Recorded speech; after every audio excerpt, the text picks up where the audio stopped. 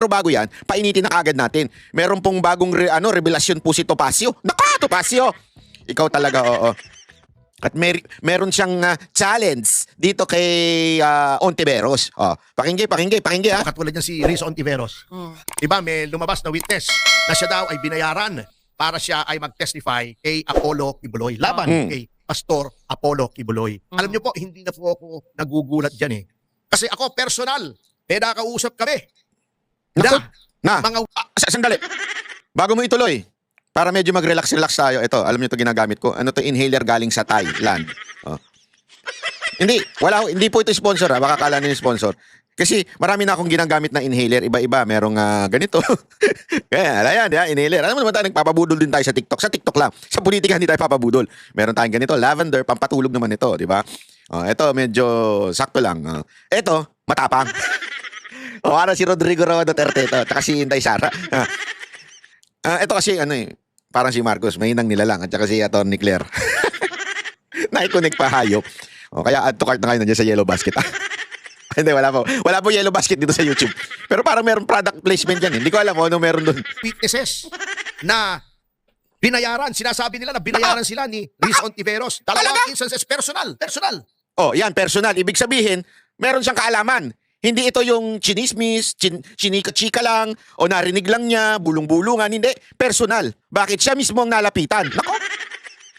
O, eto talaga, yari na. Kausap ko unang-una, yung kay Kian. Yung kay Kian naman yung mga pulis. Yung kay Kian, yung may ganun, yung meron silang painting na nakaganon yung bata, si Kian. Oh, ayoko na lang magsalita, pero meron sa akin nagsabi. Ayoko na lang sabihin, siyempre, baka patay na po yung tao. Si Kian! Ganun kagad yung sabi sa akin, si Kian! Kilala dito sa amin yan. Ganun ang kagad sa akin. Sabi ko, patay na yung tao, ikaw naman. Basta, si Kian. Yun ang kagad na sabi sa akin. Oh. Sabi naman ito. Kaya nga dito, tingnan mo. Talaga naman kung may kasalanan, karapat-rapat naman talagang ma-convict. Oh, may justice. Oo, may justice. Pero noong una, lumapit po sa amin ni Congressman Jing Parasen. Nakay na testigo ni Congressman Jing. So, dalawa silang nilapitan. Oh, pwedeng siyang pasinungalingan ni Jing Paras. Oh.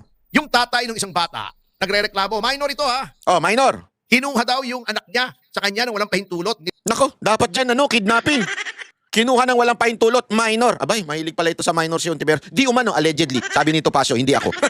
Nililinaw lang natin. Riz Ontiveros. Oh. So lumapit kami sa CIDG. Kasama namin yung tatay, nagreklamo. Kaya yan, kasama yung isang opisyal ng CIDG. Kasama yung VACC o yung Volunteers Against Crime and Corruption. Kasama si dating Congressman Jing Paras. Pumunta kami sa Senado para kausapin si Senator Riz Ontiveros.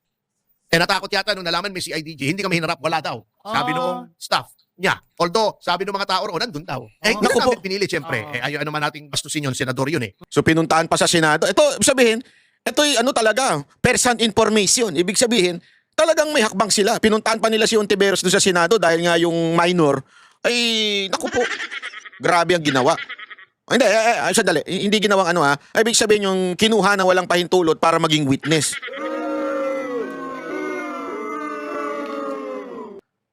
Meron pala itong pattern. Ano ba ang tawag doon sa mga may pattern?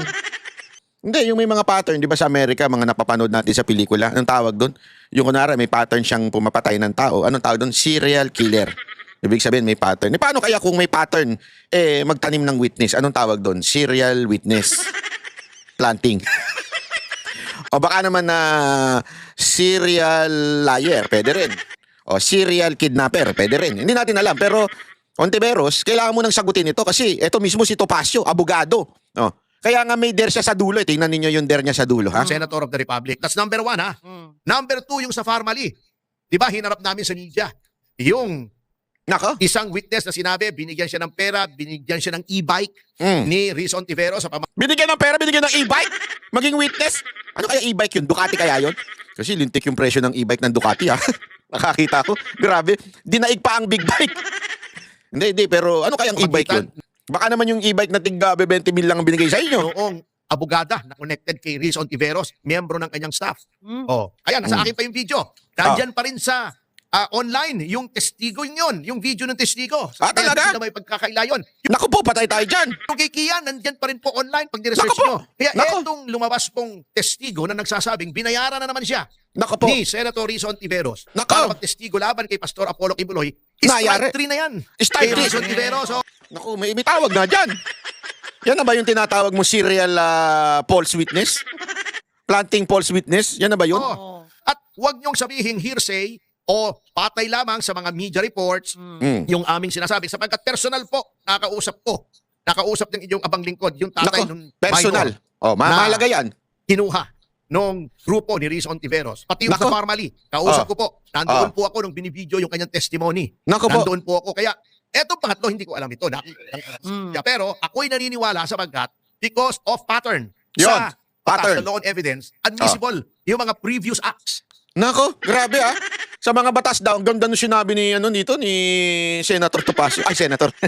Hindi, di ba ang ganda na sinabi niya sa korte daw, ikinukonsider ang pattern. So, kunwari, pattern na may nangyaring patayan, ikaw involved doon, patayan dito, ikaw involved doon, patayan dito. Same yung klase ng pagpatay, di ba?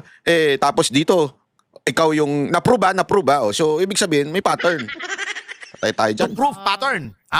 Halimbawa, ikaw ay inakusahanan, binubugbog mo yung asawa mo. Nako. O yung Ano? binubugbog mo yung girlfriend mo. Okay. Paglalabas mo ng Mag-girlfriend ka pa, bubugbugin mo naman. na sinabi, nabugbog din po ako. Hindi yun pwedeng ebidensya na guilty siya na binugbog niya yung kasalukuyan niyang girlfriend. Okay. Pero evidence yun to show pattern. Pattern. Pattern of behavior. At ang pattern po ng behavior ni Rizon Tiveros ay talagang mahilig po siyang magbayad ng testigo. At dapat po yan ay imbestigahan Nako. ng Ethics Committee ng Senado.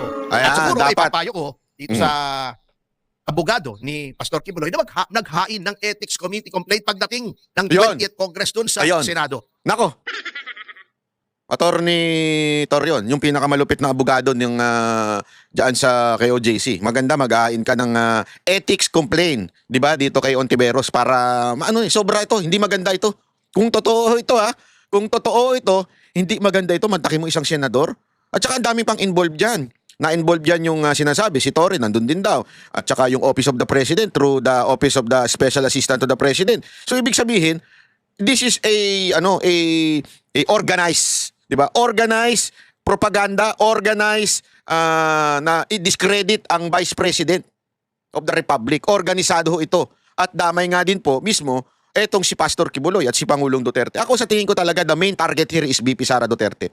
Alam naman nilang si Duterte di natatakbo Si Pastor naman, hindi naman talaga politician yan, di ba? So, ang talagang target nila dito si VP Sara Duterte. Kaya lang, hindi nila mahuli-huli si VP. Wala silang makuhang, siyempre, paano ka ba naman mahuhuli kung wala ka namang makukuhang ebidensya? Pinus nila ng pinus yung confidential fund, wala namang kwenta, di ba? Niratrat nila yan sa kamera. Nagbayad pa sila ng 150 million di umano sa mga congressman bawat para lang pumirma. Hindi rin naman tinan nyo. Lalong sumabit dahil sa hindi dumaan sa tamang proseso. Ngayon, eto na, di ba? Isahin ro ito sa gagamitin. Sana nila yung kasi sinabi doon isama mo yung binigyan mo ng sako-sakong baril si VP Sara Duterte. Alam mo kasi hindi tatayo sa korte yan Hindi pwede yung gayon. Sasabihin mo lang, binigyan ko ng sako-sakong baril si VP Sara. Paano niya bubuhatin yun? Nasa ibibig yung isa, nasa paa yung isa, nandito sa dalawa, gano'n, sako-sako, dami niyang daladalang baril. Hindi niya maano yun. Kasi tatanong dyan, paano mo ba binitbit yan? Paano mo ba binigay yan? Kanino ba binigay yan? Kay VP Sara Duterte ba? Hindi. Yung security niya. Oo, sino yung security niya? Di ba, maraming tanong dyan Sigurado ka ba na dun sa pagbigay sa security, binigay kay VP Sara Duterte? Tataob siya dyan. Kaya ako siguro, siyempre tumatakbo na yung kaso. Kasi, di ba, ang balita nga natin, walang kwenta yung kaso. Lahat ng ikinaso nila kay Pastor Kibuloy, lumalaglag. As in, humihina. Bumabagsak. Dahil yung mga witness, walang kwenta. Siguro, natunugan niya, shit, yari tayo dito. Mas mabuti pang umamin na lang ako sa katotohanan. Di ba? At anyway, the truth will set you free. Yun, ang totoo dyan. Hindi kasi sabi nila, mahirap pagkatiwalaan niya. Kung totoo yung sinasabi niya, binayaran siya, bla bla bla. Alam mo, lahat naman tayo nagkakamali Meron tayong mga pagkakamali. And the only way na para maituwid yun is doon tayo sa God's way. Or yung sinasabi natin, the truth shall set you free. Ano ibig sabihin nun? Pumanig ka lang sa totoo. Everything will be fixed. Everything will be okay. Masalamuot man. Mahirap man. Masakit man. Pero pag ikaw pumanig doon sa katotohanan, maaayos yan eventually. Bakit? Sabi ng Diyos yan di ba? You follow me, siya nang bahala doon sa mga. Kaya nga, di ba, that's the main theme of every Christian church is yung change. Di ba? Pagbago ka, everything, pamilya mo maayos, kamag-anak mo, relationship mo, school mo, career mo, mahirap. Hindi yan instant, hindi yan magic. Pero because you follow that way, you follow God's way. Kasi dalawa lang yan Human ways or God's way. Hindi pala waste. Baka sabihin tayo. Human way. Tsaka God's way. Yun po yun. So, malinaw na malinaw doon. Kaya niya siguro sinunod na, sandali. Mukhang sasabit na tayo dito. It's about time to tell the truth, nothing but the truth. Di ba? Yun na yun. Para maayos na. Para maayos na lahat. Yung pala, ang pinakapunto dito talaga, mga kababayan, sabi nga ni Topacio, meron talagang pattern si Ontiveros. Sasamahan ko po siya kasi kailangan na pong tumigil itong ginagawang ito ni Senator Risa Ontiveros. At saka, Risa, demanda mo ako ng libel, ha? Nako! Para mailabas ko yung mga testigo na nagsasabi na pinayaran mo sila. Tingnan natin kung kasi ito literal literal na inaakusahan niya. Hindi yung hindi niya sinasabing alleged, di ba? At least tayo, di pa tayo sigurado, alleged lang yung atin. Kino-quote lang natin si Topacio. Eto, hindi niya sinasabing alleged. Talagang ako mismo witness. Pinuntahan ko pa nga si Senator Ontiveros kaya lang itinago ng mga staff. Pwede niya talagang kasuhan ng libel ito. Kaya nga hinahamon niya, sige na, kasuhan mo ako libel. Kasuhan mo ako libel na magkaalaman na mailabas ko yung ebidensya. Payari siya dyan. Pag hindi siya kinasuhan, alam na this. Alam na natin. Alam na natin na ayaw niyang ipalabas sa husgado yung mga biktima ni Ontiveros di umano, allegedly. Sabi ni Topacio. Inulit-ulit natin, ha? Andyan pa rin yan. Risa, sige, banatan mo ko. Magpupakan tayo. Risa, hindi kasi alam mo ito, madali lang yan, Risa, kung talagang gusto mong matapos itong sinasabi mong hindi totoo. Imbitahan mo. Sigurado ko, alam mo kung nasan yung tao, Sigurado ko. Imbitahan mo, i-hearing mo, ipatawag mo, isumpina mo.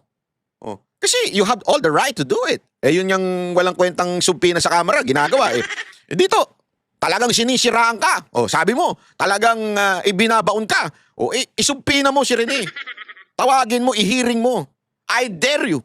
We dare you, Duterte supporters, na isumpina mo si Rene. Dalhin mo sa Senado. Ikaw mismo tumanong sa kanya.